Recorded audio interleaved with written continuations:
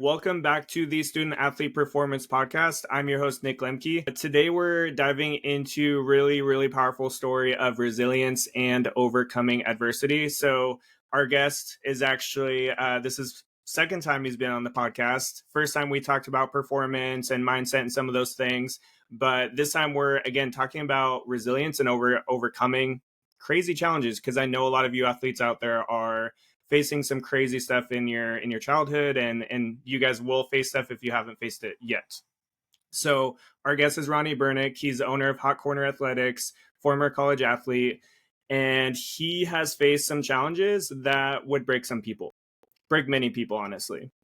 And so growing up in Pittsburgh, Ronnie's father was one of the most hated men in the city, leaving his last name tainted, where people would even ask him about his last name. I'm going to let him tell most of his story or all of his story today, but I really want to highlight that, because imagine in your situation, if your last name, people would question you, like who you were, because you had a certain last name.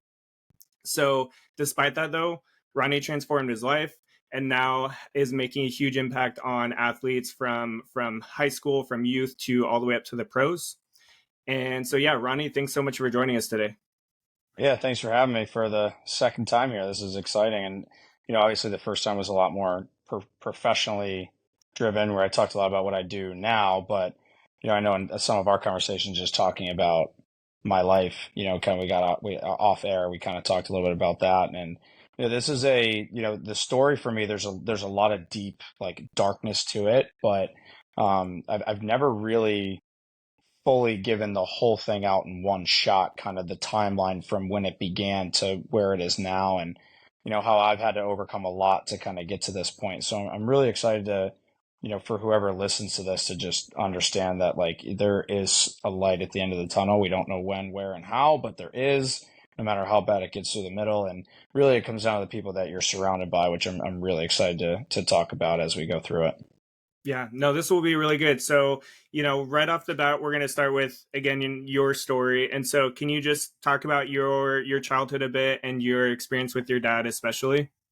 Oh yeah, for sure. So the dynamic of my family was, I'm one of three. I'm the oldest of three. My mom got married. My mom comes from like a Italian immigrant family. Her parents immigrated over here in their 20s. Met in the city of Pittsburgh, got married. Obviously, they had a couple kids, and my mom being one of them. My dad was born in Pittsburgh.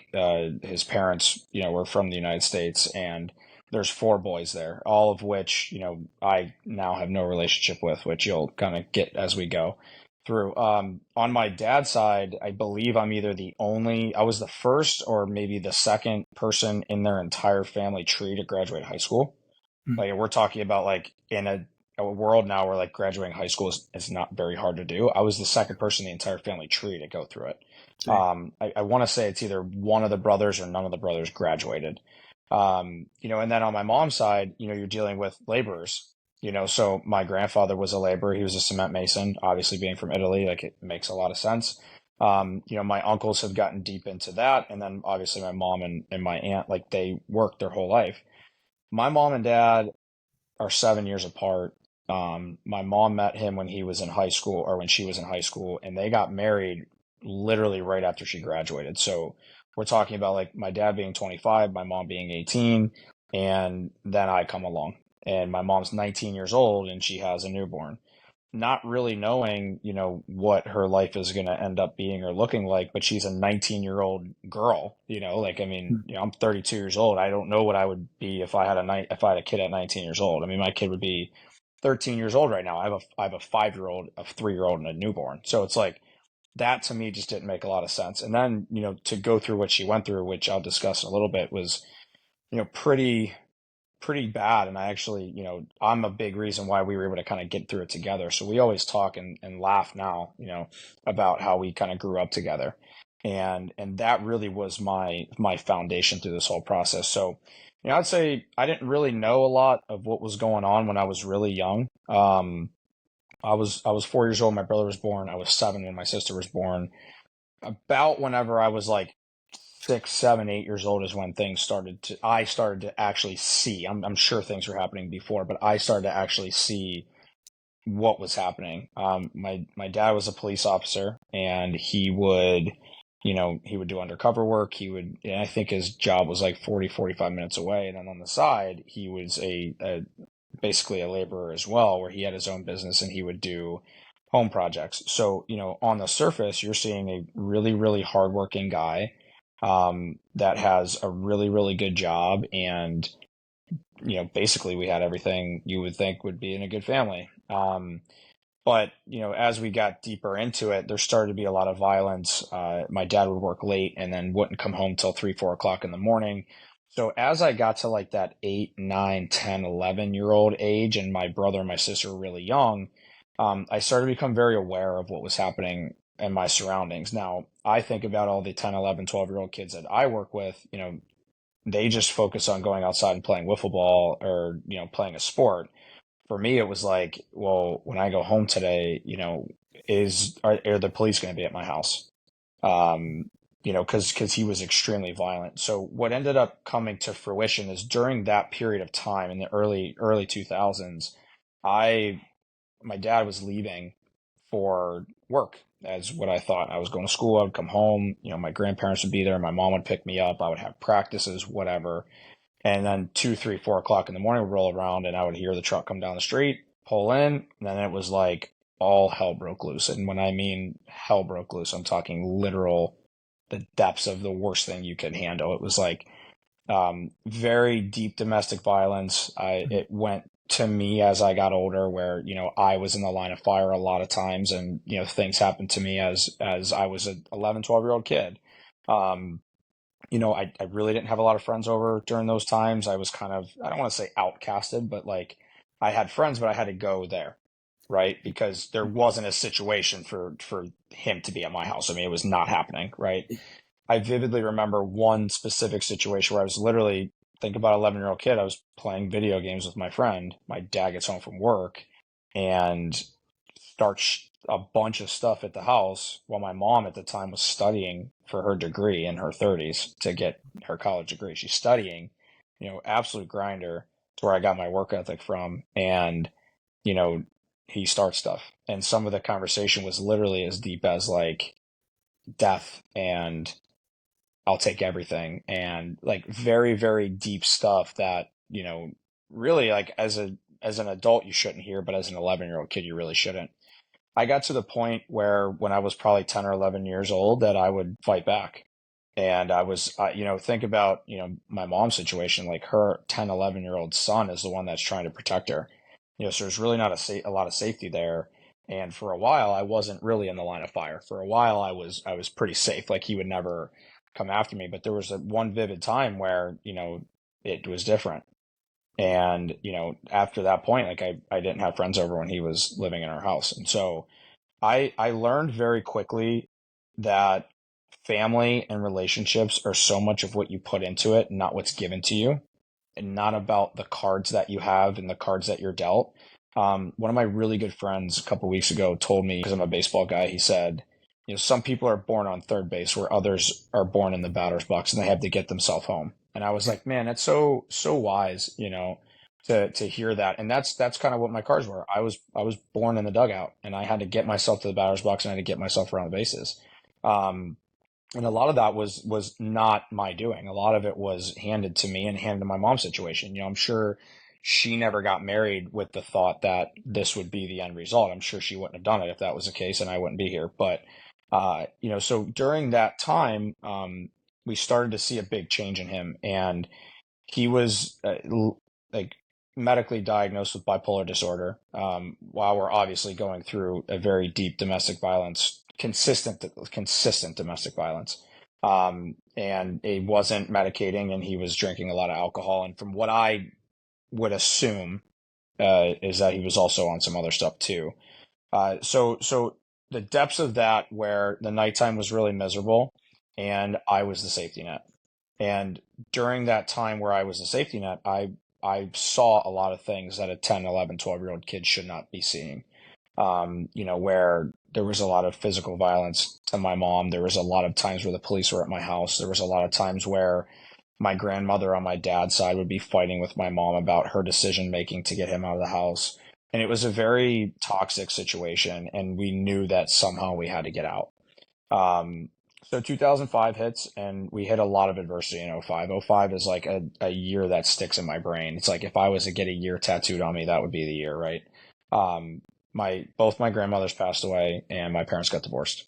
So, we basically, and my mom is a very faithful person. I come from a faith background. So like divorce is something that is a ultimate last resort, right? And like her life was at stake. And so she had to make decisions to basically save her life. And that's what happened. And to think that things would get easier after that was absolutely not the case. I mean, they got significantly worse when he was out of the house versus when he was in the house. And so, yeah, I mean, whenever I was under 12 years old, I didn't sleep very well. And, I was up a lot because I knew that when he would come home, things would happen. Think about when you're a kid and you're excited for the Easter Bunny or Santa Claus. Like I have legit video of like my hungover, drunken father sleeping on the couch while I'm opening up presents on Christmas Day. And but that to me at the time was so normal. It was so just like my life. I just thought that that's what other people had. I didn't understand that like there were families out there that had father or husband and wife with kids that where everybody was happy, both parents worked really hard and the kids had a great life. Like that just wasn't there. So for me it was like, oh yeah, my dad worked late last night. At least there wasn't any fight and the police weren't here, so I'll just gladly open up my presents while I sleep on the couch, but I'm going to stay quiet because I do not want to wake up the bear, right? And so we went through that, for a long time. And then fast forward to '05 now, to kind of let the people listening to this, like what's going on in my developmental brain at the time, I am in the very early onset process of developing post-traumatic stress disorder. I didn't know it, and I started to pull away from people. And I started to have these episodes during the night where I didn't know if it was a dream or reality because it was so vivid, right? And anybody that has PTSD, like they relive stuff. Like I relived a lot of these scenarios in my brain that I thought were so real. So imagine waking up in a cold sweat when you're 10 years old because you think that your dad just kicked your mom down a flight of steps or locked her in a bedroom and she can't get out. And so, that is my battle. My battle at that time is survival. Like we got to survive somehow. And so, we went through that for a while. Now, fast forward, I turned 12 years old. Now, at the time, I got a 4-year-old, 5-year-old sister, and I've got a, 7, 8, 9-year-old brother, and I become dad. And I don't say that in a bad way, but, you know, I'm the man at the house in my home. I've got 3 kids. They got foundation. They got somebody to fall back on. My brother and my sister also needed that stability as well.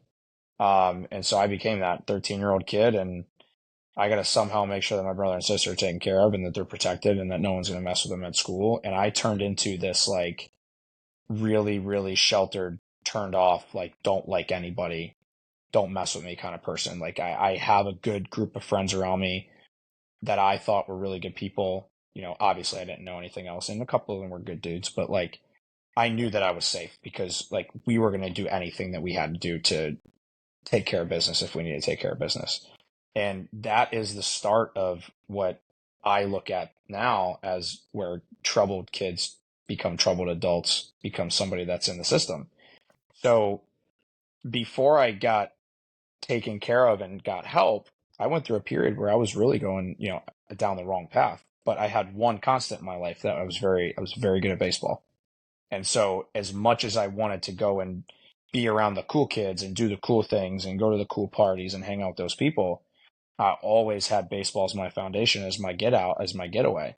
And that was my outlet. My outlet was my sport because I knew that for the 2 or 3 hours that I would go and train, I didn't have to worry about life.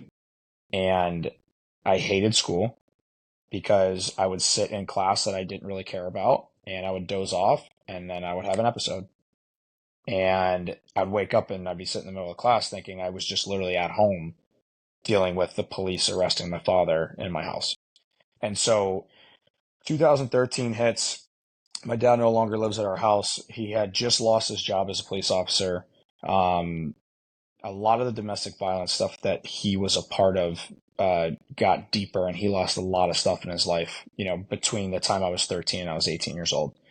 And so we hit 13, and, he's basically not living there anymore. And so we were like, okay, now we're free. And that was not the case. I mean, he would go to work. He would get out of work at 3 o'clock in the morning, 4 o'clock in the morning. He would drive to my house, and he wasn't allowed in. And then hell would break loose, and the police would come. And it was just the same cycle, except he wasn't living there. But I had to go through the system the same way everybody else does. My dad, even though he had all this stuff on his record, he still got custody, partial custody. I still had to go stay with him on the weekends when I was 12 and 13. And, the relationship started to fade from there, where I was just like, I'm sheltering my life. I don't want to be around anybody. The only person I trust is my mom and my family, and I don't want to be around you anymore. And then he was taken to a psych ward for the first time. The threats and the physical abuse and the threats, got him basically put in a psych ward. And I remember the first time I was 13 years old going into a psych ward to see my father, and he's in a white cloak. It's as legit as it sounds, and he's in there saying there's nothing wrong with him. And it's like, I mean, I got to live it, and so he gets out, and same thing happens. So we went through the whole legal process of getting the protection from abuse orders and the distance orders and things like that. But, he ended up losing his custody partially. He ended up not really taking us very often. And so about the last time I saw him was when I was 14 or 15. I saw him one time. He asked me to help him work a job, and the entire job that I was working with him, it was just like, every name he called my mom every name in the book. I mean, like, as deep as you could get with like what you can call somebody. I mean, it came out, and I'm 15 years old, and I'm like, I can't be here anymore. Like, I got to get out of here. It was the last time I saw him, but it didn't stop there, so he basically ended up in a psych ward, I want to say 3 or 4 different times. I have a story about when he drove to my brother's baseball game and keyed my mom's car at the baseball field with hundreds of people there. We were put on a really, really bad platform. I mean, my name that I have a lot of pride in, I was given that, right? I always said ever since I was a kid that I was going to change that name forever. I was going to be the reason why that name is respected. And it might be in Pittsburgh, it might not. Right now I live in Buffalo, so, but I always said, like, my family that I have will not be defined by what my situation was. And when I was in high school, and this is where I think a lot of men, people, kids that are going through stuff, you need help, and you need to go seek it, and you need to find somebody that you trust. And I, at this point, had post-traumatic stress disorder, and I couldn't function. I wasn't sleeping. I was waking up in cold sweats. I was freaking out. I was making sure everybody was, healthy and safe and okay. And I would not go see a therapist. I said, absolutely not. I'm not into that. I'm not doing it. I don't talk to anybody anyway. I'm not doing that. So it was UPMC, the University of Pittsburgh Medical Center, has a, health and behavioral wing. And what they did is they said, you know what? Fine. I know you don't like school. You're not going to come to us. We're going to come to you. Okay. You're going to get me out of my 9 o'clock class in the morning. Sounds good. Works for me. So, and I had an amazing, amazing therapist. Unfortunately, I don't fully remember her name or even if she's in the industry anymore, but it was a lady. And at the time, that's all I trusted. I didn't trust men. I wasn't talking to men. No shot. I was not going to trust you. I was not going to talk to you. I didn't want anything to do with you. So this lady came in and we sat down, and she said, all right, here's what I need you to do. I need you to, I need you to do some breathing exercises. And I was like, not doing it. Not happening. Nope. Next night I go home. I have another episode. I'm sleeping. I wake up. I'm freaking out. I have no idea what's going on. I go back into therapy during the week. She came twice a week, and she's like, would you try your breathing exercises? I was like, nope. She's like, okay. Do you want to continue to have this happen to you? Because, like, I care about you, and I really want what's best for you. And I was like, I'm not doing that. We got to figure out something else that's going to work. And it literally got to the point where I was medicated for a little while in high school. I was on a few anti-anxiety medication and antidepressants, just things that were going to allow me to kind of chill out. And the greatest thing that had ever happened to me was that I, for whatever reason, just wanted to sleep. And so I took them and I started sleeping and I started becoming, even though I was still very reserved and not the greatest person to be around all the time, I started to see myself like, okay, something's finally working here a little bit. Maybe I can keep trying it. And so I kept going to therapy and I kept getting out of class and I felt great about it. And, they found what worked for me and I found the right person that was willing to just like fight the battles with me. Like for whatever reason, she knew that I wasn't a bad person. I just had some baggage, right? And we fought it. And I remember when I went to my final session, instead of coming to school, I went to their place and I said, I'm here. Let's talk about it. I feel great. I don't need the medication anymore. And ever since then, I've had this like passion for the mindset because I developed such a strong ability to like, nobody can beat me. Like I went through more than most people went through. I mean, my dad hit me multiple times. I watched my dad beat my mom. I watched him disrespect the stuff that I cared about. I had to literally fight him off from getting inside my house a few times, like where we're doing tug of war with my screen door. I watched him get arrested. I mean, there's a lot of things that a lot of kids should never have to go through that I saw. And so I fought my battle. I went through my stuff and I beat it. And in that meantime, I was playing for a travel baseball team that used to travel the country. So I had an outlet in the summer. I was gone for a couple weeks at a time. But we couldn't afford it. And I had a family on that team who his dad is like superstar doctor that was like, no, you're with us. Like just the cards lined up, Yeah. and I had a baseball coach that held me semi accountable. I was still a 15, 16-year-old kid. I had a chip on my shoulder. I didn't like anybody, but he gave me a chance. And I ended up saying I was going to go to Duquesne University to play baseball, and they dropped their baseball program. So again, like, I'm a kid that's just gone through all the stuff. And now what? Now the school I want to go to, I can't go to anymore. That kind of sucks. So I end up committing to Canisius College. They see me at an event and I commit there. I'm like, all right, cool. It's my way out. But then it's like in the back of my head, just because he doesn't live there anymore. And even though I'm 16 years old, my sister's 9. She's still dealing with the same crap. If he wanted custody of her, he could grab it at any time. She's 9, right? And so 18 years old hits, I move out of the house. My sister's 10 years old. My brother's 14. He had just started high school. She's 10. She doesn't know anything. She doesn't know what's going on. And I'm in school thinking that I'm 4 hours away and I'm safe. And I just vividly remember a text message that he sent me that was like, hey, I heard you're staying here. Location of the school. Oh, by the way, you can't protect anybody back home anymore. Oh, this and this. Like it kept coming. And then his brother jumped in and started saying stuff. And then their family jumped in and started saying things. And then he filed for custody again.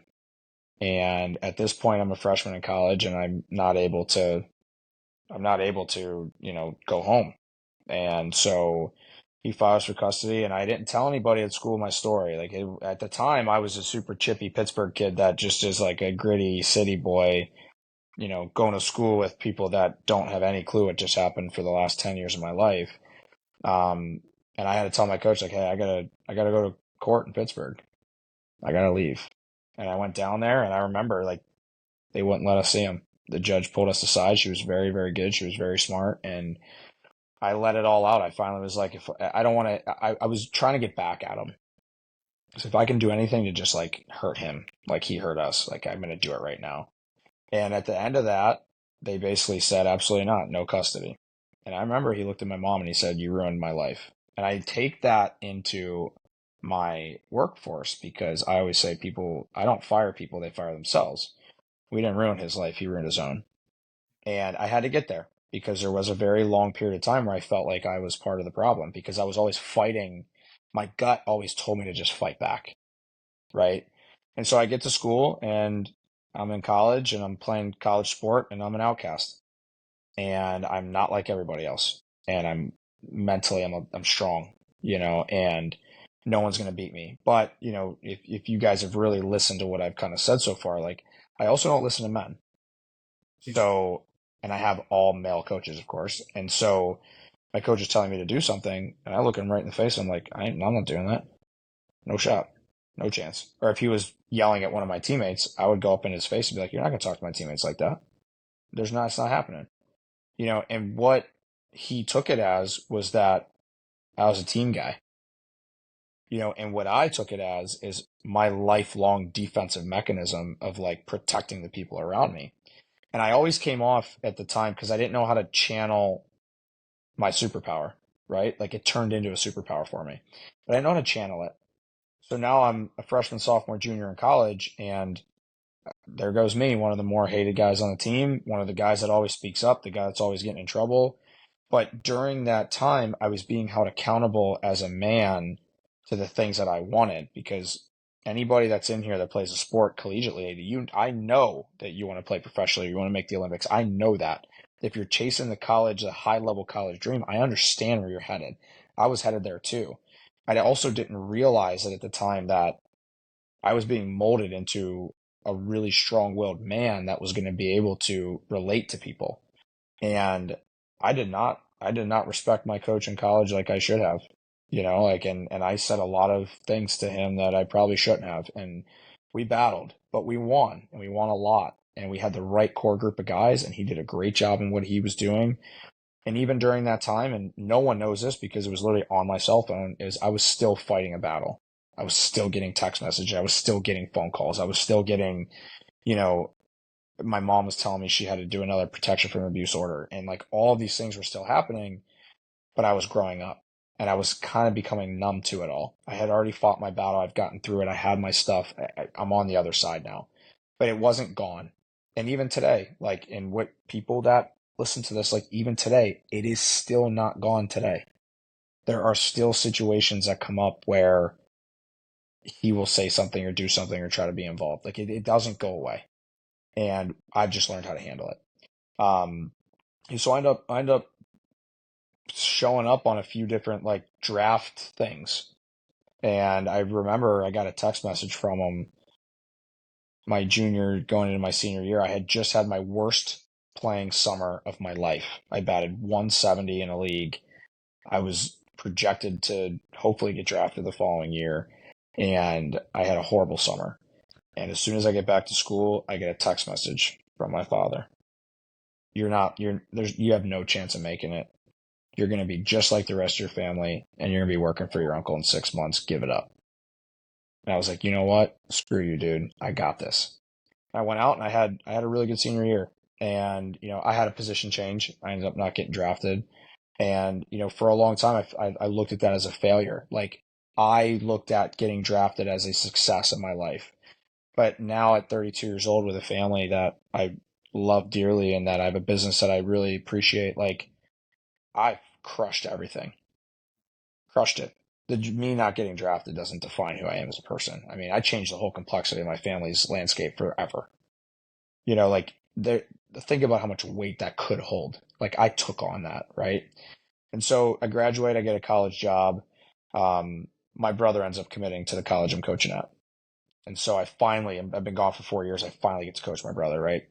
We were the only brother coach player combo in the country at the time. So some media press on it. There's people doing stuff on it. It was pretty cool. And then he comes back. He's like, "Hey, I want to see you guys." And I'm like, "Absolutely not." And then it started rolling again. And so for a while, I blocked him on all my my phone, so he couldn't reach out to me. But then it started on Facebook, and then it got to Instagram, and then it got to other LinkedIn. It's like LinkedIn is a professional place to go, professional social media outlet, and I'm getting like stuff from him on LinkedIn about how terrible my family is and how I suck at everything. And so, I had to start to learn in my own brain how to really, really handle that and really, really handle like, wow, like I'm stronger than, people think. Like I'm 25, 26, 27 years old. I'm starting my career I'm still fighting that battle from 15 years ago. I haven't seen the guy in 10, 15 years, but I'm still fighting that battle.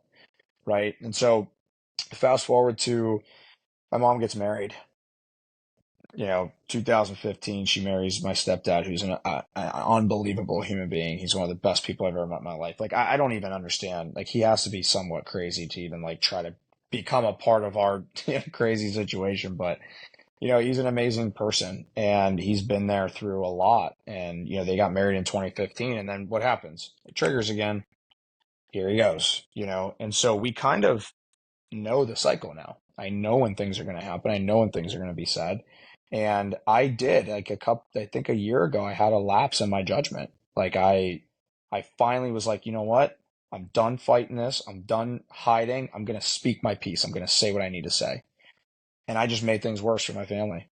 And so, for me, like, even though I'm so strong in my brain and I still work on my mind game now, like I teach kids the mental game of sports and athletics and life and, something that I take a lot of pride in, but like, yeah, I still struggle. I'm not perfect, and I think giving myself some grace and realizing that I'm also a human being and that I'm going to make mistakes. I just want to make sure that, people that are listening to this are going through stuff like you are going to do something really wrong at some point. And a lot of it isn't your fault. And a lot of it is built up emotion that, maybe for a long period of time. But that's why talking about it with the people that you care about the most or somebody that's a professional is so valuable because then it doesn't sit in your head. And then you gotta sit there and soak it in and it just eats at you. Right. Yeah. And I got, like Like I a said, tumor. I even, it's cancer and it spreads and it takes over your whole life and you won't work out, you won't eat well, you won't chase your dreams. You're going to become complacent because of something that's just eating at you. And I think for me, like I exhausted every single option as an athlete. I exhausted every single option as, a person, and I still exhaust every day, every option as a business owner and a caretaker of my family, like every option, and that has come from like, could you imagine in 2005 when I'm 12 or 13 years old and I just give up? I give up because my life's hard. I wouldn't be having this conversation with you right now. I might not even be alive. Yeah. Right. And so being able to basically use this platform and use my life as an outlet to people like, yes, I don't know how bad your situation is. There are people out there that have had a worse situation than me. There are people out there that have a significantly better situation than I had growing up. But we all have our crap. We all have a story. We all have something to talk about. We all get through it. And it always gets hard before it gets better. And Mm. if you just know that and you just continue to grind through whatever you're going through and you just continue to try to become a better version of yourself through the whole process, then you can get to where other people are at, right? Like I'm so thankful for that. Like you guys heard my story. Like I went through a lot of crap, right? You heard my whole story. I am so thankful for that. I have an awesome relationship with my mom, my stepdad, my brother, my sister. I know exactly what I don't want to be as a father. I know what I want to be as a father. I know what I want to be as a husband. I know what I want to be as somebody that works for other people. So I take relationships so seriously, and my circle is very small because when you're in my circle, you're going to hear just about everything about my life. And I have to know that you're still going to have my back afterwards. Yeah. Right. And so going back to a year ago, I had got a new phone. I unblocked everything on my phone. I tried to clean it up. And wouldn't you know it, here comes a text. I'm gonna light this whole entire thing on fire this year. You just wait, it's coming. And I just kind of let it go for a little bit and didn't really say anything. And then I kept going and I kept going and I kept going. Well, Pittsburgh, Buffalo, small cities, people talk. Everybody knows everything about everybody. So I literally know this is through the grapevine, unfortunately, like where he lives, what he drives, what he's doing for work. Like you just hear things. I'm not trying to seek it out, but it just happens, right? And so I literally was like, I'm done with this. I'm so sick of, just sitting there and taking it. And so I started to fight back again, like I did as a kid, and I said some pretty nasty things and he said some pretty nasty things. And the next day he drove past my mom's house. I was like, hey, just so you know, I'm here. Okay. So then like, obviously I just made the situation way worse for my family because I couldn't, my mind allowed me to do that. I allowed myself to get into that and basically become at his level, and then he got a job in my school district, which is right where my family lives. And so it's like those types of things are the battles that we face. But I've learned that things go away when you don't feed them, right? And so that was like the last straw. I got everything out that I wanted to get out, in that moment, but realized the effect that it has on the people that I love. And so I was like, I'm making a commitment with myself right now that blocked forever, never going to have another conversation with him. I don't need that in my life, and am I naive to think that he's not going to go and try and talk to my wife at some point, or he's not going to try and talk to my kids at some point? I know it's going to happen, right?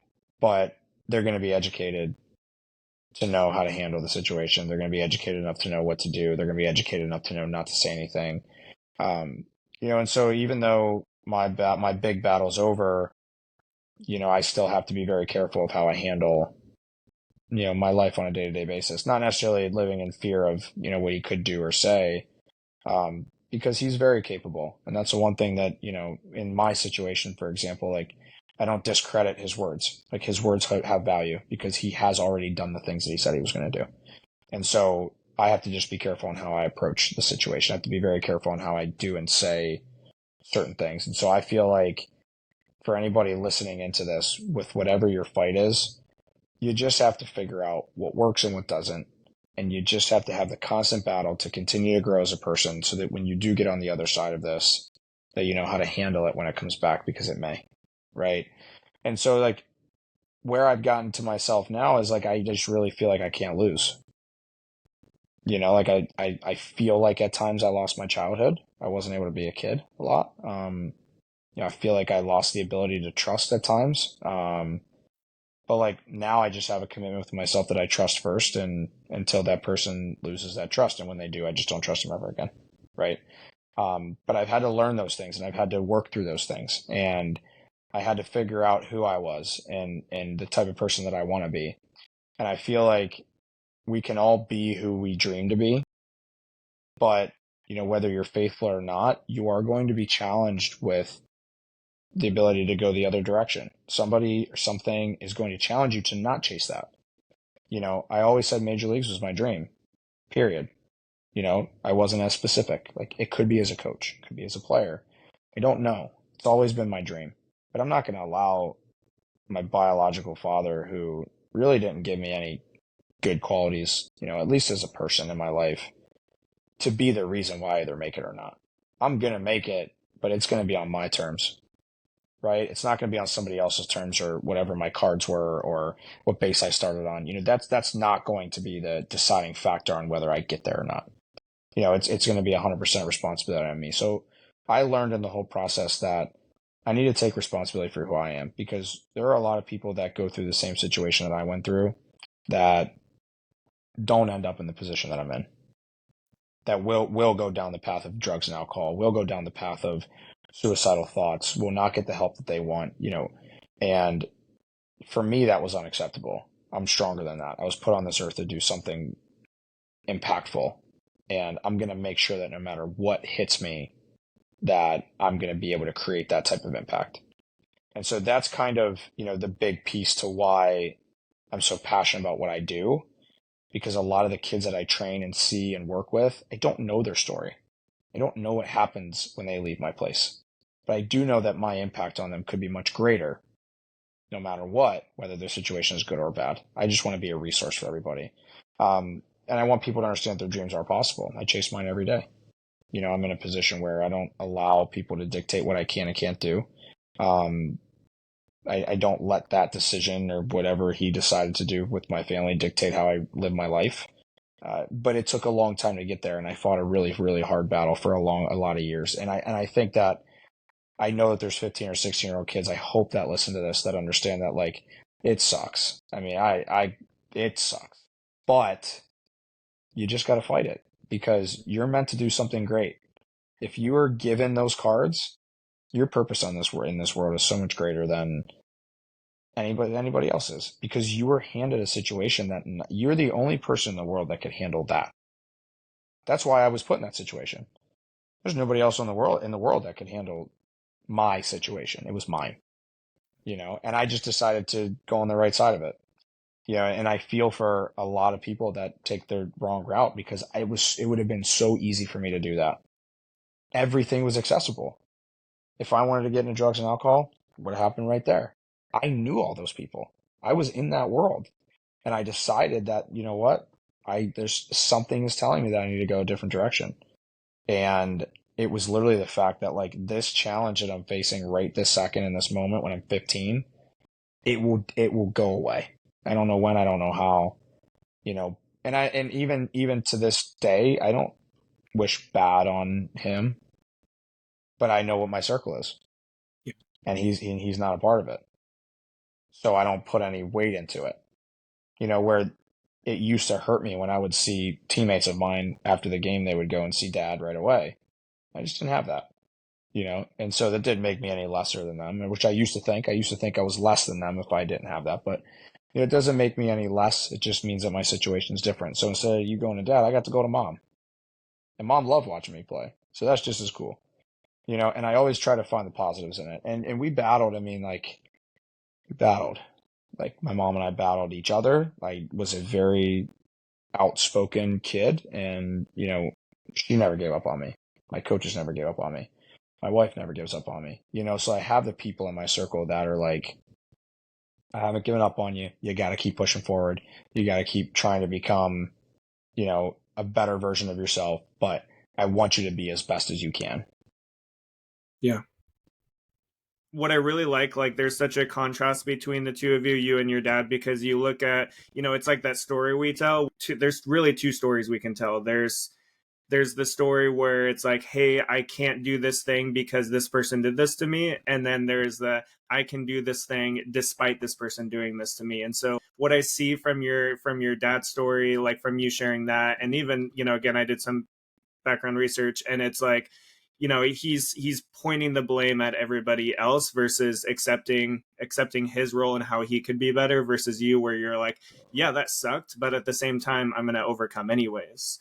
So I really like that. But I also do want to ask you to, because a lot of this, there was a lot of you were wanting that proving people wrong piece, the wanting to be better. And so how has that developed and even changed, over time, of that seeking to prove somebody wrong versus where you're at now? Yeah, I mean, for a long time, it was like, well, you grew up in a better situation, so I'm just going to prove you that even though I grew up in a worse situation, like I'm still just as good as you, or I'm better. Mm. And it's such a negative, it's so negative, and I got to the point where it was like, I'm 32 and somebody else is 32. Okay, like we still got to 32 years old. It's just different. Everybody's life is different. So it's really not about what happened to me in the past. It's really about like, okay, here's my foundation of who I am as a person. This is what I was made to be. Let me just maximize that for the next 70 years of my life, and we'll see where we're at the end. But I also am the kind of person in the moment where I take responsibility for a lot. Like if something goes wrong, like I will typically say, you know what, that's on me. That's my fault, because I can see in the moment. I can see things a lot deeper than other people. And I feel like I can do that because like I had to look at my life, like my father, my mother dynamic, and say, that's wrong, right? And think about how Mhm. hard that is to go home every day and look at the person that gave you life and be like, just don't mess around with that guy. You know what I mean? Like, so I think for me as like a worker and somebody that always wants to be at the best, it's just because I can be so self-aware. I had so many opportunities to be so aware of life and surroundings and things happening in my home, out of my home. I can relate to people so well because I feel like I just have had so much life experience, and it started when I was 7 years old. So as much as it sucked in my childhood, I can relate to somebody that has had deaths in the family, that's gone through adversity, that's gone through divorce, that's, had to help raise their kid, like their brothers and sisters, that's raised kids, that's gotten married. Like I've done a lot of that stuff, and it's all happened before I was 30 years old. So even though I have like a career I'm chasing, I have so much life experience. I can Yeah. relate I can sit in a room and relate. So I can't lose because somebody in that room is going to be like, I like that guy. Mhm. He's got a little grit to him. He's got a little perseverance to him. He's had some stuff happen. He might not know the story, but you can hear it in just who I am. I'm very passionate and just as a human being, right? And that's because it's like part of it was like, hey, I'm over here, hear me. Because there were times when I wasn't heard, right? But then the other side of it is, oh, dude, you can't beat me. How are you going to beat me? I went through more than you, right? So I have both sides of that. And what I've tried to get really good at as I get older, and like I said, everything's evolving, so I'm still getting better as I go. But it's like I think what I've gotten really good at is saying, what are all the good qualities that I can take out of that situation? One is like I'm going to use the Kobe mentality. Like I have a Mamba mentality type where it's like, I just am not going to lose. Like I don't care what industry it is. I don't care what I'm doing. I'm going to be the best dude on a podcast. I'm going to be the best dude that does my job. I'm going to be the best hitting coach in the country. I'm going to be the best mental performance guy. Why? Because I've gone through more. I've done more, right? I'm going to be the best, right? Mhm. And that mentality has hurt me in the past where it was like always chasing a result. And now what I've learned is that like I'm going to win, but it may not be like making more money, having the biggest house, driving the nicest car. But what I really it's figuring out my priorities are. I'm going to win because I'm going to be married for the rest of my life. I'm going to win because my kids are going to grow up and be good humans in our society. I'm going to win because my family is going to be a faith-based family and it's going to believe in God and trust in that there's something much greater than us on this in this world, right? Those are the things that drive my success as a human being. You know what I'm saying? And I think instead of looking at it as a result, like I'd be lying to you if I didn't chase money for a long time. I'd be lying to you if I didn't want to live in $1 million house. I just don't view those as success because an empty $1 million house is much worse than a $100,000 house that's full of happy, loving people, right? Yeah. And so I prioritize what I really want in life, and then know that I have the mental capacity to handle anything that tries to get in the way of that, right? And that's how I think I've channeled it as I've gotten older. Hmm. Yeah, it's like there's so much there. I'm like, there's the whole like the wealth piece of a lot of people think wealth is money, and again, you just described wealth is not just money. It's the family, it's the how you're contributing essentially, like all those different things that you have that are incredible. And again, it's through all that hard work. Um, how much of that has turned into more of an internal drive versus an external drive? Yeah, I mean, I would say when I was in my teens and maybe my first 2 years when I was in college, everything was external. I want you to see me. I want you to hear me. I want you to know that I'm outworking you. I'm going to tell you I'm outworking you. I'm going to tell you that I'm better than you.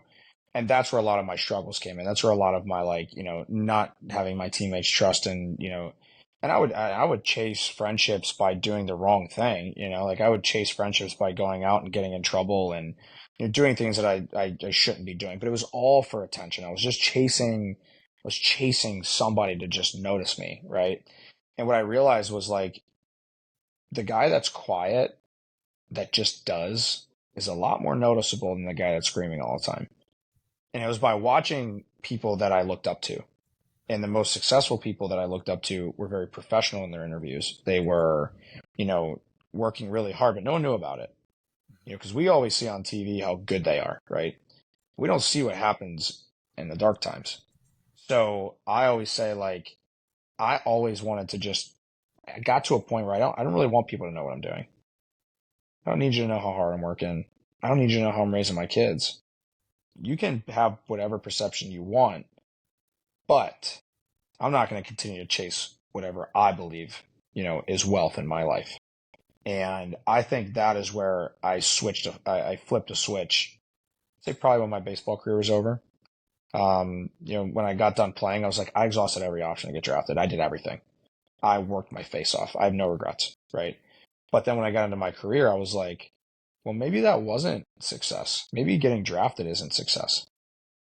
Why was I not given that opportunity? It's all I've ever wanted. Is my purpose greater? So I started finding a huge like passion for finding like what my purpose was. And I think that's where the internal drive came because yeah, I mean I could be playing in the playoffs right now in the major leagues and doing interviews after the game, but then I couldn't have this conversation. And that's the way I look at life. Like I'm where I'm supposed to be right now, period. And the only thing I can do right now is maximize this moment. So like as I talk through like this podcast, for example, there's if one person listens to this and it changes the entire complexity of their life, I've done something well. If there's one sentence that somebody listens to this and it helps them, I can't do that if I'm playing at 7 o'clock tonight and swinging a bat against a 100-mile fastball. And that's the way that I've changed internally with like what life is. Like I just don't. I'm going through it right now. A guy he's going to play in the major leagues in the next 2 years for Miami, unless he gets traded. And his purpose in life is to use his baseball platform to talk about his life. Mine might not be to do it on national TV in little sentences. Mine might be to do it every single day to really help change the lives of people. Like I truly believe that when somebody comes to me for the first time, that it was meant to happen. And I didn't look at things like that. I was very transactional. It was like, you're going to come to a private training session with me, you're going to pay me $100, and then we're done. As soon as you leave, I don't really care. And that was like so early 20s. I'm still fighting through like who I'm becoming. I'm trying to find myself. Now it's like, yeah, I mean, if the money comes, great, and it may, but the more I impact people, you know how that happens. My family's not gonna be hungry. I work way too hard. But I always say that impacting the lives of others is what our true life's purpose is. And when I switched my focus to looking more inside myself to see if I can even do that, that's when I was like, whoa, okay. You were given some serious superpowers in your life, dude, because you went through a lot. And I hope nobody has to ever go through that. But I'm going to give you my experience. I'm going to tell you how you can fight through it too. And that's how I've kind of taken it from the external of like, I'm going to prove to you and I'm going to show you to like, no, I'm just going to meet you where you're at. And I'm going to do everything I can to make this exact moment exactly what it should be. And that's, I think, the biggest thing that I've kind of switched. No, that's really good. There's so many different things in here to like, again, those nuggets, those even 10 seconds, like different moments for athletes to hear. But, as a summary or as some like key things, what would be some of the most important messages you want athletes to take from your story? Yeah, number one, like I hope all of you have the greatest childhood, the greatest life of all time. I hope that everything works out exactly how you envisioned your life being. We will all face challenges. I'm going to use my faith in this because this is what my backing and foundation is. But Morgan Freeman said it perfectly. He said, if you wish for patience, do you think that you're going to just be given patience or situations to become patient? And I want you guys to take that into everything. Like, if you want to be a good baseball player, do you think that you're just going to be blessed with a lot of power to hit homers? Absolutely not. You're going to be blessed with probably not as much talent, and you're going to have to go and fight for it, right? And I look at that's the one thing I would say. Like, you play a sport and you want to be the greatest at it, you are going to fail so much more than you're going to succeed, and you have to train your brain to get through that. I was given the cards in life to train my brain. You may not have. So if you're somebody in here that hasn't had all of those, big issues that have happened in your life, start training your brain and start finding opportunities to fail, because the more you fail, the more you're going to succeed. It's so backwards to think about, but the more you can learn about yourself, like challenge your daily process. Because if you challenge your process on a daily basis, you will find holes in it and you'll be able to change it. But if you're only doing the things that you're comfortable with, it's really hard to grow. And then the second thing is, like, when you do have those challenges, if they get to a point where you need some help, like, it's very uncomfortable. I went through it. I was lucky that somebody chased me. It might not work that way all the time, but you should seek out help. You should go get somebody that's going to try and help you out, because it will change your life to hear a different perspective from somebody who's not entrenched in it every day. And those people are trained. I'm a trained person in what I do. They're trained to help you get through it. That's their job, right? And if you find somebody that you trust, it's going to change your life.